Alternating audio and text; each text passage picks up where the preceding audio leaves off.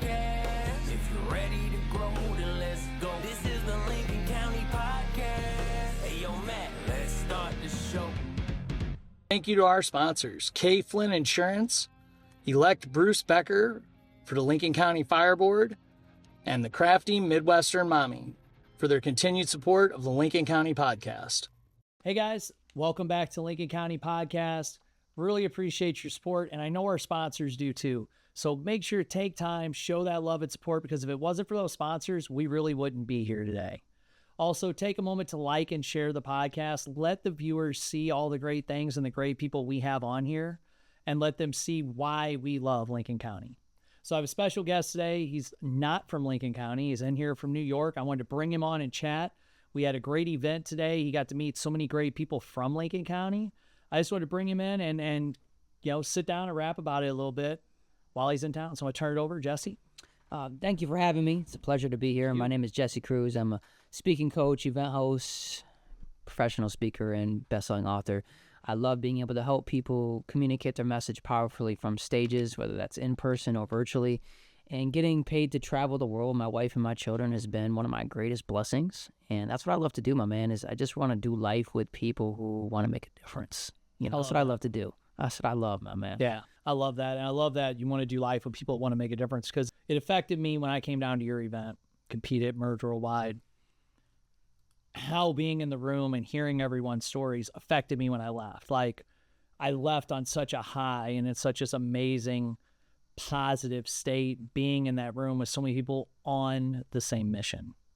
Just like today's event, so many people going towards the same thing and in the same mission. It's intoxicating to be around. It puts you in such a positive mindset when we get stuck in life and sometimes negative echo chambers. It's so great to do. My life drastically started to shift once I started to leave rooms that I felt like were draining to me. And so when I was intentional about choosing rooms that were filling me up, and where it's an environment where the expectation is that we're all going to step into our greatness, that is going to be a game-changing moment for any person, whether they're brand new in a business, they've been doing it for years. Just new rooms unlock new doors of opportunity. Well, I think the one thing you said, even if they're new, I think that's the thing sometimes people think, and I suffered from this. Well, I don't know. Why would anyone listen to me? Why would people want to hear my story? I'm not a $10 billion business owner. I don't have 1 million subscribers on social media, but I've got friends that are brand new in the business that send me some great stuff. We have great conversations, and I think people they really underestimate that. Yeah, because people think that because they may not have a certain level of status or a certain level of success, that they don't have value. And because they don't have that, they withhold their unique story. And your story provides so much value. And that's why I encourage people, like, get that story shared out. Your message needs to be heard by people, because once you have the courage to do that, it unlocks other opportunities as well. So I believe that most people are just one story away from sharing on one stage and getting into one room and one opportunity from drastically changing their life. Oh, agreed. And it doesn't, like you said, it's just sharing the story. What really got you to that point of wanting to do this and taking your family on this adventure in life of helping people share their stories? The most difficult season of my life, my wife and I, we prayed for a child, and nothing happened. And then years later, we were blessed with a baby girl. And when she was born, she was 4 months early, and she was 1 pound, could literally fit in the palm of my hand. That's how little she was. Wow. Every single moment in the hospital, I didn't even know what was going to happen. Some days she would do well, other days she didn't. And then 42 days of her fighting for her life, she passed away. Wow. And leaving the hospital empty-handed and brokenhearted, it's the worst day of my entire life. And when I left, I remember this overwhelming emptiness and pain that was consuming my life. And I feel like I had lost my purpose. And I remember being in such a dark place that I didn't want to be alive. I used to actually pray to God to take my life, because that's how heartbroken I was. And what got me through it was, my family, my wife, and my other children, but writing. I would write every single day And the writing became like therapy to me. And I would literally take pen to paper and I would write until I just cried. And I just did that every single day. And not to say that it took the pain away, but it helped me manage the pain a little bit better. And through that process, I realized that if writing can help me heal, then I know it can do the same thing for somebody else. And that's what led me on this journey of what we're doing now. It started with just putting pen to paper and sharing my feelings and my experiences and my story. That's why I believe the power of someone's story has the ability to transform lives, because I believe if I didn't have the courage to share my story, I wouldn't be alive today. And a story has so many complications, as we all have certain things that happen, but I believe even the worst parts, like the worst part of my story, losing a child, the worst thing in the world to me, is also the same exact thing that helped me become a better husband, a better dad, a better business owner, a better man all the way around. Because I believe that the pain is what produces the purpose. It can either destroy you or rebuild you. And in the beginning, it was destroying me until I decided that I have to still set the example for my kids and my wife and for the people I'm called to serve. And that's why storytelling came into my life and changed it forever. Wow.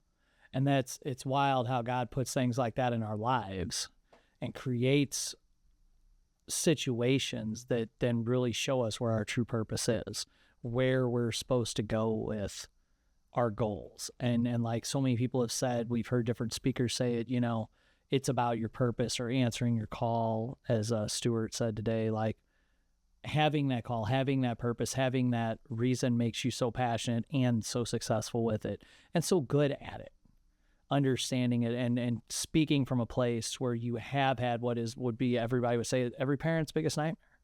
Every parent's biggest fear is losing a child, and being able to overcome that, share that. And now how many lives have you been able to change through that? It's untrackable, because you're going to help so many speakers that are then going to go on to help 10s and 20, 30, whatever amounts of people. If it wasn't for my daughter, like, I wouldn't know you. I wouldn't be in this room right now. She has introduced me to people all over the world. And so I tell people all the time, if this little 1-pound girl that nobody's even met can cause this ripple effect of impact, just imagine what we can do as full-grown adults if we have the courage to step into our calling. How much more change, how much more impact can we make if we just have the courage to keep going no matter what and go after our calling? And I believe so many people, they play it safe, they play it small, and then tragedy hits, and then all of a sudden they want to do something about it. And, you know, that's the season I was in. I didn't really step into that purpose of calling until life knocked me down. Yeah. And I think rock bottom is a beautiful place because it teaches you about who you are and who you can become along the way. You can only go up. I've had so many people tell me that same story about being at, rock bottom, and they were forced. They wasn't anywhere else to go but up. And so many people have found their calling and found their purpose that way. And you don't know it though until they share their story. If everybody kept it to themselves, it's something. When I first got into the personal development stuff, I read my first personal development book, which was 10X by Grant Cardone, or Be Obsessed or Be Average by Grant Cardone. And I went, wow, these people are so successful and they're sharing all this knowledge. And then you meet some more. And then, like recently, Deion Sanders' book, he talks about everything he's done, but he was on this earth. God put him here to be Coach Sanders, Coach Prime. And he shares all these lessons and all this stuff that you start realizing that it's your obligation to share your story, whether it's your pain, your failures, your triumphs, your successes. That's your obligation, because you never know who you're going to help. You never know who's going to hear that story and it's going to change their day. You never know who's going to hear it, and maybe they're in a dark place and they're contemplating suicide, and when they hear someone talk about it and how they got out of it, they're going to go, you know what? I can do that too. And I think that was the biggest takeaway I had with working with you, was the power of that. Hearing all the speakers at the event this summer, I was just blown away by how everybody had a story, everybody had a message, and everybody's story could help someone else.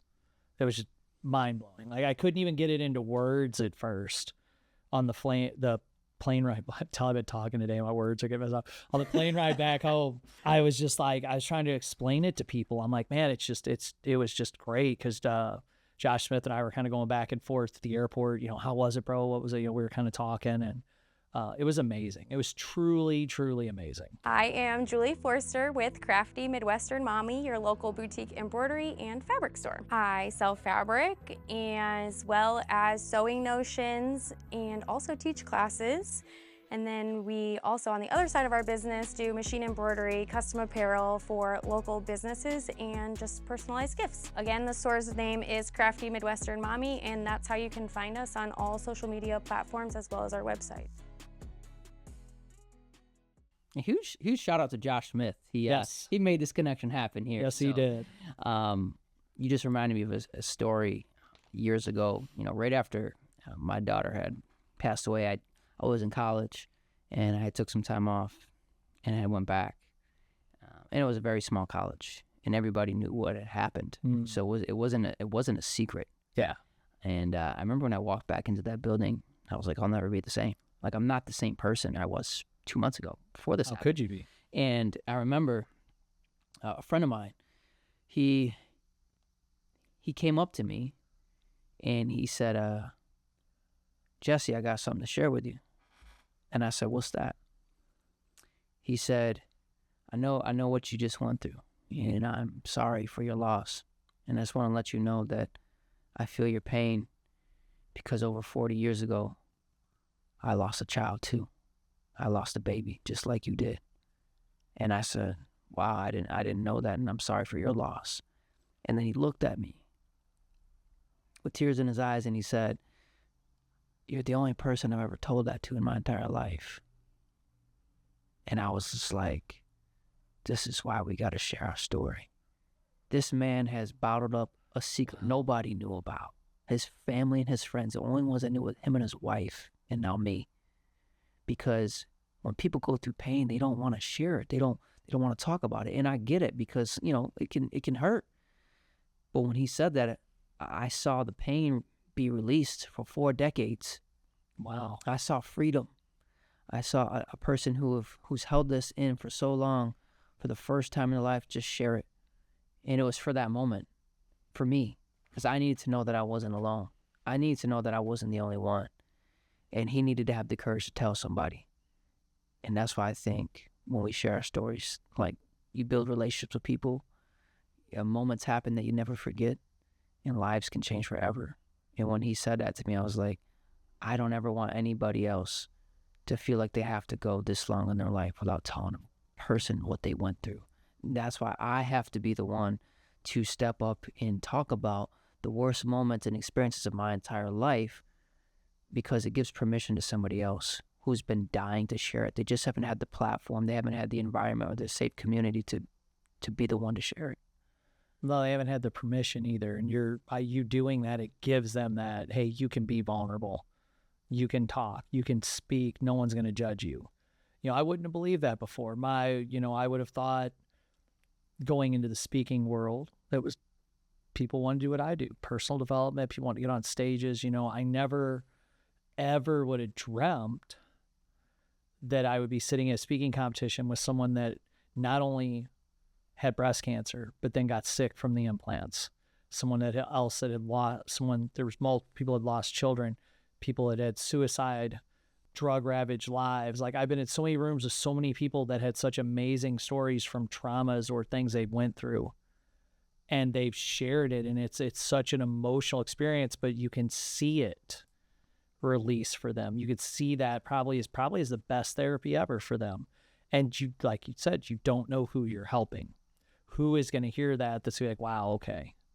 I recently got to go speak to the Troy Dream Center, and I was like, I knew the door was open for me to come speak, but I didn't know what to speak to them about. I was always goody two-shoes. I've never gotten in trouble. This is a faith-based men's program that is helping guys that have been in jail. They've made mistakes. I was a wimp. I didn't get myself in that kind of trouble. Like, I walked straight and narrow, got made fun of for it. So I'm like, what can I talk to these guys about? I've never had a drug problem. Drank for a little bit, but it wasn't a problem. I stopped, haven't drank in years just because I changed my mind. I didn't struggle with that, but I went in, I was vulnerable. I told them about being a business owner, success, struggles with money, struggles with the ups and downs, people judging you. And we really connected. I ended up spending 2 hours there. But only thing I could think of going into that was I was thinking about the merge event and how vulnerable those people were with their stories. And I'm like, what can I share that's going to be vulnerable with these guys? I don't want to go in there like, hey, give a personal development talk on, I'm going to teach you how to grow your business. Well, these guys just want to get through tomorrow. It's not the time and place. And it was one of the most emotional and awesome events ever. They came to our event today. They were at the event. They were really receptive of it. And I think that door was open for me for a reason. I wouldn't have known that if I wasn't vulnerable and shared that story, if I went in with something fake. And I didn't see that till your event. I didn't see that. I thought I was going down there, because I almost felt out of place. I'm like, thought I was competing against other people going to talk their business strategy game. Like I wasn't expecting that. And when people got up and started speaking, I was like, whoa, this is deep. Like this is different. This isn't a competition. We're all getting up here doing the same thing. Like it was such a wild transformation, and the power of words to do that was amazing. I think if people understood the power of words, they would use them more wisely. Oh, buddy. Yeah. Yeah, this day and age, that'd be great, right? Yeah. Yeah. And at these events that we put on, it's creating that room for people to share openly about what they've gone through. Because sometimes at some of our events, we've seen people that it was the first time maybe they've shared these things on stage. And it's amazing to see how freeing that is for that person. It's got to be. You can probably just watch the weight lift off their shoulders. Yeah. I bet you could probably just watch the physical, the transformation. It truly is amazing what the power of words have. When I got up, when I did my first talk, when I did my second one in the final, I was more vulnerable with that one with coaching and stuff, and to watch reaction from the judges, it was wild to think that words could have that effect, or that sharing Riley's story and that way and our path together would have that effect on someone was amazing. Yeah, it's in your vulnerability, it really connected, because I think the greatest way to build connections is through vulnerability. And yeah, there's certain successes we've had and certain failures we had, but when you're opening up to talk about, this is my struggle, this is my challenge, I think it just deepens the relationship with other people. And I think it's just so important. Well, and most people are in a room for personal development because they are fighting a struggle. They do have a challenge. And I think it's easy for a lot of us with social media to see people and be like, well, they didn't have the same trouble I did. They just woke up, their business was great, or they just woke up, their relationship was great. I think when people do that, especially if you're somebody that your peer group maybe sees as a leader or sees as someone to look up to or look after, and you share vulnerable stuff, it not only helps you relate, but it takes that weight off everyone else too, to be like, okay, you've struggled with this. You were nervous about it. Like I shared today, I was fearful getting up there. I was doing everything I could to psych myself out last night. You would think that by my demeanor today, I was moving around just fine. But man, last night I was struggling with it. So I wanted to share that because I noticed some of the other speakers were really nervous. I knew none of them had had a good night's sleep either. I knew it was a rough night. Everybody, Taylor was all pumped up. And then after Kendall got done, I look back and I know I've been around her enough. She spoke to my employees, come out, spoke on different events. I've been at several different places where she's had the stage, and you could see it. Like she went to that, oh man, it's real spot. And then to see her get up there and succeed with it, it's amazing to watch that. And it's truly, when I first reached out, I just wanted to be able to give a message better. I didn't know where it was going to go. And then to see where it's all come full, as it's not even full circle yet, just as it's still working its way through, it's just truly amazing. Mm-hmm. Yeah. And I enjoyed being in that room today because I feel like I can learn from anybody. And I think you got to always have like that white belt mentality. Yes. Like I'm never a black belt, right? There's always room to improve a degree, right? A percentage, a fraction, right? A decimal, something. There's always something to learn. So I just love being in rooms where I can just sit in the back or sit in the front, wherever I'm at, just take my notepad out, and every speaker that was up there, I'm taking notes because I'm like, I watch know you do that. every person can teach me something, because every person that I've ever met knows something I don't know. And I just always try to remember that. Well, and that's something years ago, martial arts, got into my 5th degree black belt. I was doing my 6th degree test, and I went to a seminar, and one of the headmasters that was there goes, before you can be a teacher, you always have to be a student. And I was like, wow, that's cool. And from then on out, I made sure to constantly seek learning, and then found some personal development books, and was like, oh, wow, there's like a whole, like, I want to, people always try to say, well, if I go back, tell my younger self something. I'm glad I can't do that, because I'm the lessons and the things I've been through in life put me where I'm at today. But it would have been really cool if I'd have found a Tony Robbins book back when I was like 18, because I know the dude was kicking books back then, but I had no clue who it was. I want to say I might have saw something on TV where they were knocking him for his, I think he used to do like a fire walk or something. I would love to have found that stuff back then, but finding it now and finding this path has been amazing. Now, something else that you've got going is the paid speaker partnership, correct? Mm-hmm. I always mess stuff up. Getting hit is a hobby, tends to jumble things around sometimes. So can you tell us a little more about that? And I'm privileged to be a part of that group. I love it. Yeah, it's a community. I've learned that for a partnership to be effective, it needs to have at least one of these 4 components. Number one is when you're trying to form partnerships and collaborations, one of the key things is going to be a skill set. So partnering with people who have unique skill sets, meaning they just do something a little bit differently than you, it's complementary.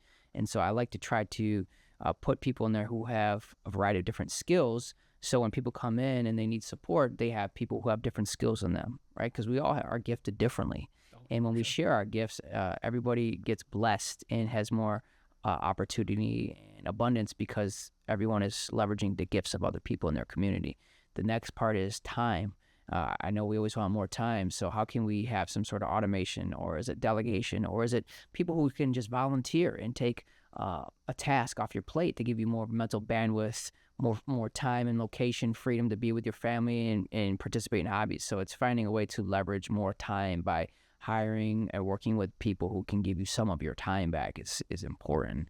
The next component is the money piece, which is where, having products and services that you can sell to people who are potential buyers, and or maybe you want to sponsor an event, or they want to donate to your cause. And then the last one, which is what I call intentional introductions. This is where people that are in the paid speaker partnership community, if you go in there and you talk about who you are, what you do, and what you're looking for, and if nobody in that community happens to have the skill, time, or money that you're looking for, then what we do is we do intentional introductions. That way we can reach out to our warm network, make a connection on your behalf to someone that we know, put you guys together in a group message, and let you guys take it from there. So that way, anytime that someone's on these calls, they're typically going to get more leads and referrals sent their way because somebody in the community has made an introduction on your behalf. And if you have a network of people who are all about how can I make an introduction on your behalf, then everybody wins, right? Because I want people to win, so therefore I need to help people win. And so it's creating those introductions and making those connections for people. And that's why that community is near and dear to my heart, is because people there, they want to make the connections for people. And the more connections you make, the more opportunity you create. And so I just believe we're all one partnership away from doubling our impact and our income. And that's why it's so important to have that. Well, you never know who's going to be like, oh, really? You're wanting to do this? I know that guy. There's always people that say they know a guy, but you never know when you're going to be in the room with someone that actually knows that person. Whether it's a big speaking event, a big investor, you just never know. And you can't assume that they're not. Like Ashley spoke today on somebody with Master Networks that, sat down with a stay-at-home mom, landed the biggest account they've ever had. I find with the painting company, I've bid a lot of jobs that I was like, I don't want that job. It's a bathroom. We're running 14 painters. Like, I can't do that. Well, it was a bathroom at this guy's mom's house, but he actually owns 27 investment properties, and he's been looking for a painter, but he wanted someone he liked, and that was the trial. That was our tryout. They loved the invoicing. However we did it, they loved it, made that connection. You never know when that's going to happen. And by having a group that's intentional, if each person in your group, say you got 10 people, everybody's got 3,000 friends on social media, which is a way understatement. Probably everybody's got a lot more than that when you add it all together. Now you got 30,000 contacts. I mean, it's just common sense. And if you're being intentional to do those introductions, it's just going to help everybody. Plus, it's going to make you, like, if you're making all these great introductions for your friends, it's going to make you look like, you're awesome. Like, you're the authority figure now because you've got all these great introductions for people. Mm-hmm. Yeah, I think that the more connections that we can create for people, I think the whole world gets better when we get into better relationships with people. And that's why I'm so into helping people get that next contact. And I think this is so important. It is. And for anyone that's trying to aspire, I know I've talked to people, musician, or they want to be a speaker, or they want to be a promoter, whatever it is. But if you're just sitting there by yourself wanting to do it, it's really hard because no one else knows you want to do it. You don't have anyone else cheering for you. It's just you alone. But now we bring you to a group to where everybody's cheering for you. It's not only going to give you that confidence, but it's going to help you open those doors. One of the biggest things with the networking stuff my wife Casey does is she constantly refers everyone and connects people all the time. So then in return, they share and connect us. Well, she'll get people to join the group. They come to a couple meetings like, try and get nothing out of this. It's like, well, did you do anything? Did you connect anyone? Did you bring a friend? Did you build value? No. Well, yeah, you're probably not going to get anything out of it. Well, they just do it all for you guys. It's like, no, she is constantly connecting and putting people together. And that's how it works. And I think that's what's so cool with the paid speaker partnership is how you guys are all working together. And like our last Zoom call I was able to get on, like it brought me back to that competition again, being in the room with those like-minded people. Like I felt so good when I got done and everybody's positive and it's such a great environment. And then to know that, okay, and my brain was going, okay, who can I connect with who? Like how can I be beneficial to everybody in the group? Not just show up for them to be beneficial to me. Like that wasn't a thought. It was how can I be more beneficial? And it brings different energy when you're in an event, if you're in a room full of people and it's all about, what can I take from them compared to what can I give? It just radiates different energy out for sure. Well, and the people that know look for it. I'm doing John C. Maxwell's Good Leaders Ask Great Questions book. For people listening, Maxwell's the GOAT. I would say for leadership, speaking, stuff like that, like, it doesn't get much higher level than him. And he talks about how when he goes to events, he asks, what can I do to be of value? What can I help you with? All these different things. And he said when he hosts big events, he watches for the people that do that to him. What do you need? What topic would you like? He likes to jump on a Zoom, discuss the topics. What can I do to help your audience? And he said when people come in and they have a set agenda, he knows not to use them again because they're just there to take from the room. They're not there to provide to the room. And what a big difference in how he looks for that. It was one of those books. I bought his new book that's out. And as I was scrolling through, I was like, ask great questions. I like that title. That kind of grabs me. I need to be good about it. I'm trying to learn to ask better questions. Man, that book was supposed to find me because he talks about how his first event had 17 people. And here I am worried about hosting my first event and getting people at my event. And I was like, well, I got more than 17. Shoot, I'm good now. I saw a kid at school. I'm like, hey, John Maxwell had 17. If I got 17 and a half, I'm cool. I was like, I'm good. I feel better now. But hearing that book found me for a reason. But he discussed that. He wants people that are going to put into the room because that's how you're going to get out. You can't just go there with like, I'm going to make 1 million connections and I'm going to get everybody to tell me about their friends. And then, I'm going to run away. Like you can't have that mindset. Mm-hmm. Yeah, the questions are going to be key. I think the people who do the best in life typically ask different questions because they're just thinking at a different level. Mm-hmm. And when you ask different questions, you can get a different result. Well, and the way you set the questions and where you're going with the questions helps too. It was something that as a young person, and I still am guilty of it because I'm not a nosy person, I struggle to ask the questions I should ask. I'm still working on it and learning because I feel nosy sometimes if you're asking questions, but it depends on the situation. But it's something that I'm learning to do better. Ask those questions because I'm a lot of times being asked questions. With having multiple businesses, people are constantly asking me stuff. And it's an easy habit to fall into of just answering, not just asking. So as you've grown this, like where's your goal at for, the speaking coaching, the competitions, the paid speaker partnership? Like, what's the overall goal and like what's next? Yeah, I mean, for us, it's, how do we help 10,000 speakers. Like, that's the goal. I got to get 10,000 speakers to change the world with their story. You know, if I can get 10,000, what that turns into is 10 million. Yeah. Because the lives that those 10,000 can impact, just 10x's, 100x's. And so that's the goal, is like, how do I help 10,000? How do I help 10,000 speakers share their story? How do I help 10,000 entrepreneurs share their story effectively to grow their business? How do I help 10,000 busy professionals who want to make a difference to share that message they've been dying to share, to give the freedom and the peace and joy to their particular audience? You know, and that's what I love to do, is to be able to create those platforms, whether I'm coaching them or they're at our events, is creating that, you know, and then continue to expand our community as well and get that to 1,000 members. Like, that's the goal, is how do I get to 1,000? Because I feel like it's a good threshold, like a threshold right there, is to start there and then continue to expand upon that. And, you know, we've increased the amount of events that we're doing this year, right? So we have Italy coming up next month, and then we have Iceland at the end of August. And my wife is having her first conference ever on her own in like 3 days in Cherry Hill, New Jersey. So it's continuously growing. And I just want to be in a state where I want to grow, and therefore I must be in the room with people growing. If not, I feel like I'm dying, because you're either growing or you're dying. And I don't want to feel like that. I've been in that state. And so I want to continuously push forward to see how I can maximize the value that I have, and to help people see the value that they have within themselves, and then for them to share it with the world. That's amazing.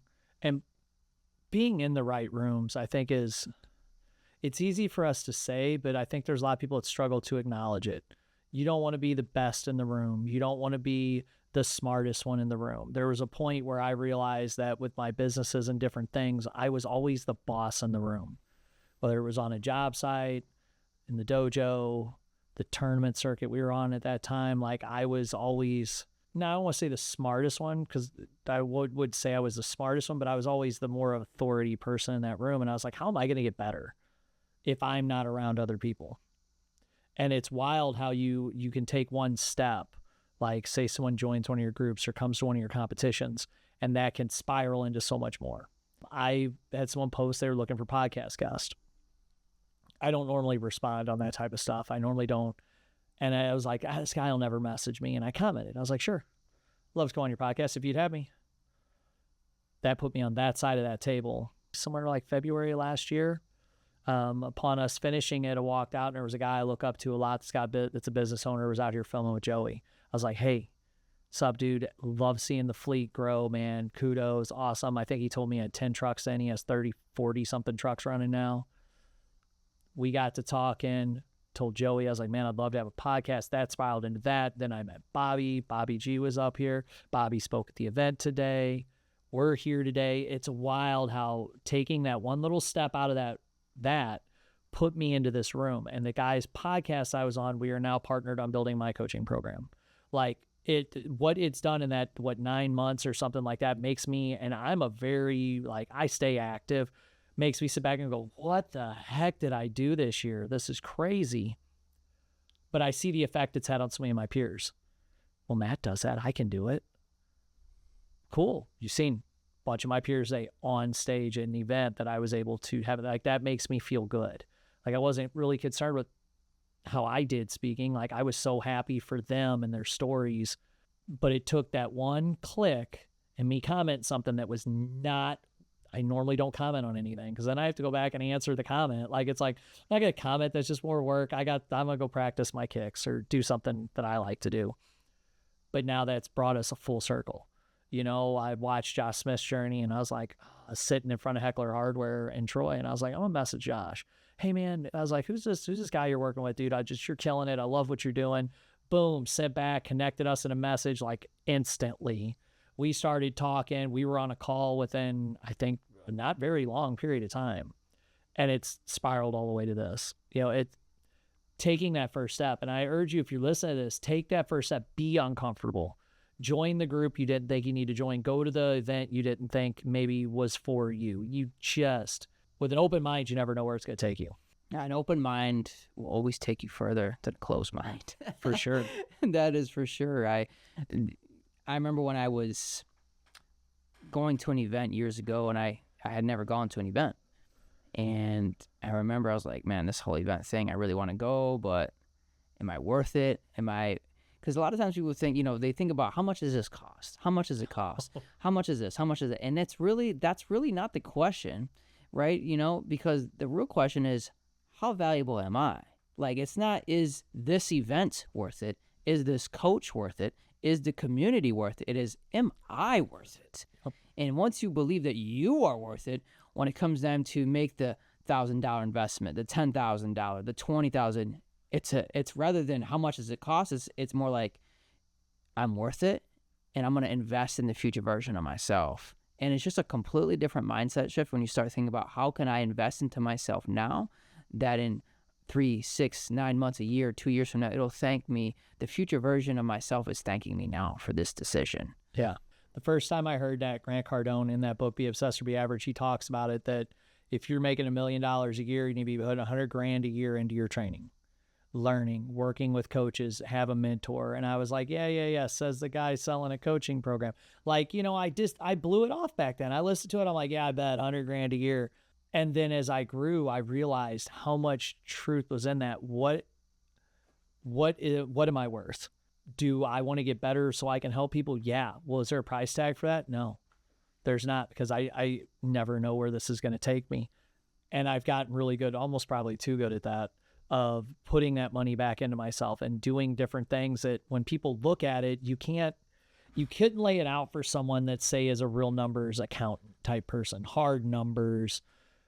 It would be very hard to be like, yeah, I just paid $20,000 over here, but it's going to come back tenfold. They're going to be like, where? What month was that? Was that on the 17th it came back? Well, no, but it's going to come back. Oh, okay. So in October?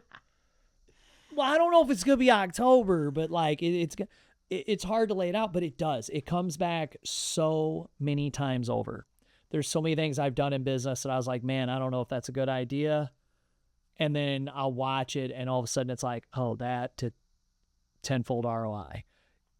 You can't always, like I said, put a solid dollar figure on it or an exact correlation to, well, I referred this job, which referred me that job, which referred me this one. But at some point, it's coming down the road. And it's, again, when you look at it, it's easy to say I did an algorithm. It's easy to say I posted a reel and I did a certain hashtag.